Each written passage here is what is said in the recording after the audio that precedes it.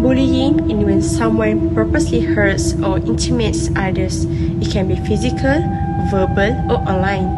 Bullies may do this because they feel insecure or want to gain power, but remember, it's never okay and we should stand up against it by promoting kindness and reporting any bullying we witness.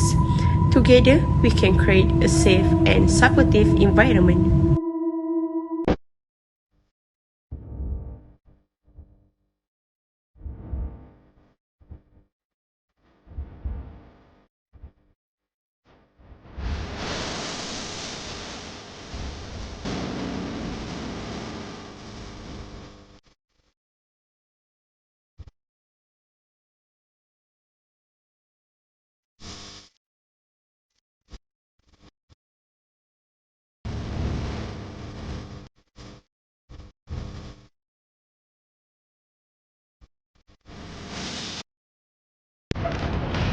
Bullying is commonly happen in our community. All the bullying experts agree on one thing, that bullying is an imbalance of power, that someone's trying to have power over you. They want to see you lose and they want to win. You see, the expert says it's an imbalance of power. The more upset you get, the more angry you get, the more fun they have. But what will happen if we were resilient? What if we were emotionally strong? What if we were mentally tough? Then no matter what the hater says, you wouldn't care. But how awesome will it be if you're the victim of relentless teasing and taunting or bullying, decided to not get upset, to have tough skin, to allow the hurtful, mean words of others bounce right off you, and not care what the other person says. See, some people say, well, Brooks doesn't have a person to have a high sense of self-esteem, to be able to do what you are asking. Don't they have to have self-confidence or a high sense of self-worth? No, they don't.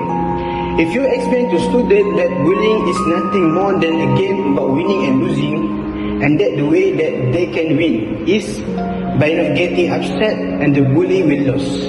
And when people lose, they don't like playing the game, so they will leave you alone. When you explain that to a student, it's simple, it's concrete, it's not abstract, it's not ethereal, it's not complex, it's simple. Don't get upset no matter what they say. I'm not saying it's easy, but in logic, it's very simple.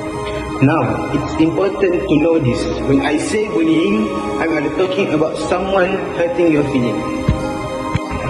In the end, bullying goes beyond hurt feelings, affecting emotional well-being. Empowering individuals to address this issue themselves is the key. People who learn to solve their social problems gain self-esteem, self-confidence, and self-worth. Let's foster a community of self-empowerment and support, striving for a world with less bullying and where everyone feels safe and valued. Thank you for joining us on this journey. If you can understand bullying in terms of someone hurting your feelings, then the solution is very simple. But some people think bullying is more complex than hurting your feelings. They think bullying is like violence. If you ever feel like your life is in danger, you should be protected. You should reach out for help. These are social skills that every human needs to learn, because there's mean people all around us.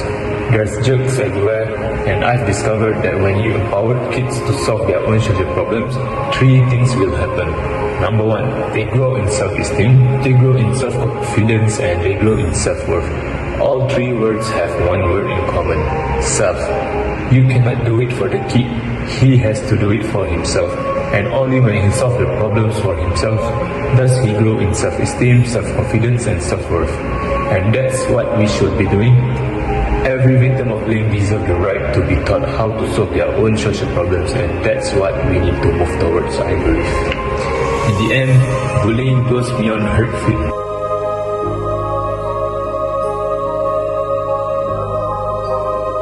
So, measure to overcome bullying is cultivate tolerance and respect. Second, providing channel for students to complain about the problems. Third, ensuring students are free from any bad influence. Fourth, be the best role model for students. fifth, give more effective action for laws to bullies.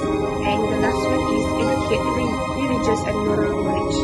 Alright, the symptom of bullying among students can be overcome with the steps that have been described. If we want to stand as tall as long as other developing countries.